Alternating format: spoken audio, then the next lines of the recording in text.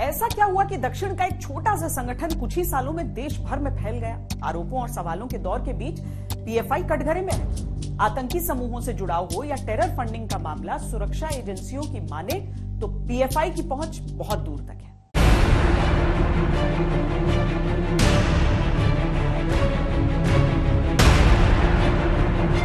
जिस संगठन के पूरे भारत में 20 से ज्यादा राज्यों में शाखाएं हों, उसको चलाने के लिए पैसा कहां से आता है?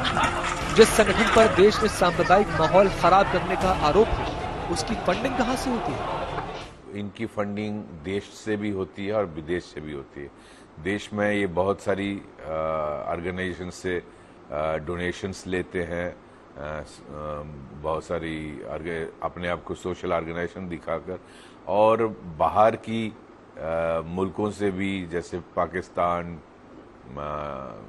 गल्फ की कंट्रीज हो गई, बहुत सारे जैसे मुल्क हैं, टर्की और ऐसी जगह हैं जहां से इनको फंडिंग भी आती है और उसका ये इस्तेमाल डिफरेंट चैनल्स के थ्रू देश विरोधी गतिविधियों में करते हैं। प्रवर्तन निदेशालय को पीएफआई की फंडिंग का एक चाइनीज कनेक्शन पता चला है।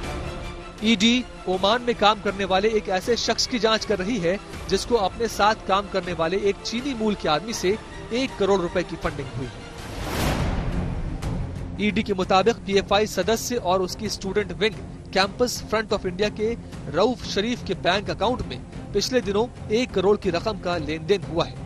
रऊफ शरीफ ओमान में एक चाइनीज कंपनी रेस इंटरनेशनल में काम करता था। एक चाइनीज नेशनल पकड़ा गया था जिसके पास जिसने पैसे इनको ट्रांसफर किए थे, कोई 5 करोड़ के करीब किए थे।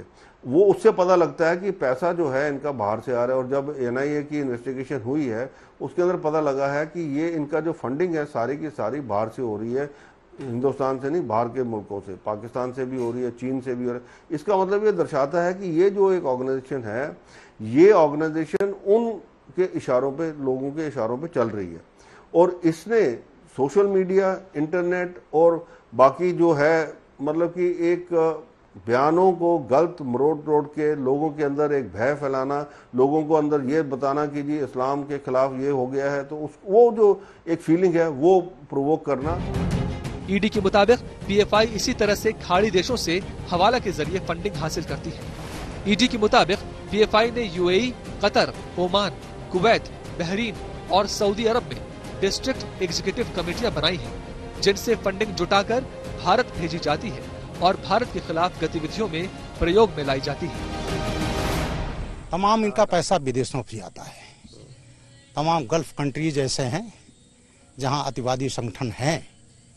अपने देश में भी ऐसे लोग हैं जो इसकी फंडिंग करते हैं, हवाला के माध्यम से पैसा आता है, और जहां जहां इनके संगठन, जैसे कानपुर में कोई चीज करना हुआ तो वहां कुछ लोग इन्होंने सिलेक्ट किया, उनके पास पैसा पहुंचा दिया।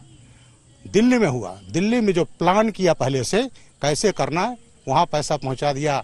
कोई सामग्री लानी है, बम विस्फोट करना है, लिटरेचर बनाना है, ये जहां जहां इनके, जिसको हम कॉमन भाषा में कहते हैं स्लीपर सेल्स, उन स्लीपर सेल के माध्यम से ये तैयारी करते हैं, लोगों को कट्टरपंथी बनाते हैं, देश के संविधान के खिलाफ भड़काते हैं।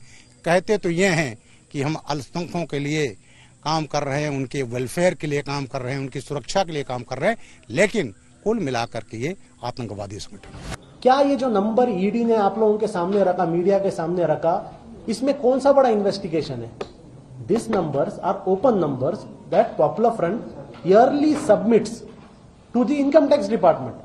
हर साल इनकम टैक्स डिपार्टमेंट में हर एक पेनी को हम लोग अकाउंट करते हैं, हम लोग इनकम टैक्स डिपार्टमेंट में जाके फाइल करते हैं अपना रिटर्न्स। तो ये कोई बड़ा ईडी के इन्वेस्टिगेशन में आने वाला नंबर्स की जरूरत नहीं है, ये सेम नंबर्स हैं जो हर साल हम इनकम टैक्स फाइल करते हैं। तो फिर भी आप देखिए, इसको ऐसा बनाया जा रहा है ईडी की तरफ से कि किसी को पता नहीं था, और ईडी ने आकर जो है एक बड़ा सेंसेशन लोगों के सामने रख दिया। हालांकि इनकम टैक्स के पास ये चीज popular front legally every year file कर रहा था। कहीं पाकिस्तान से फंडिंग आता है, ऐसे कुछ जानकारी सामने आई है? देखिए, हमारे पास क्योंकि वो काफी लेट अरेस्ट हुआ और कुछ हमने बैंक अकाउंट्स, उस डिटेल्स उसके लिए, पर कुछ अभी हमें नहीं मिल पाए। अब केस एनआईए को ट्रांसफर हो गया है, तो शायद वो बेहतर एनआईए बता सकते। ईडी के मुताबिक पीएफआई खाड़ी के देशों में मौजूद अपने सदस्यों को पैसा जमा करने का लक्ष्य देती है और फिर उसको हवाला के जरिए भारत भिजवाया जाता है। ईडी के मुताबिक पीएफआई के एक और सदस्य कलीम पाशा को भी Chinese company jump monkey promotions India limited से 5 लाख रुपए मिले थे। कलीम पाशा का नाम बेंगलुरु दंगों में सामने आया था। ईडी के अनुसार कलीम पाशा ने ही हाथरस जाने के लिए केरल के पत्रकार सिद्दीक कप्पन को पैसे दिए थे।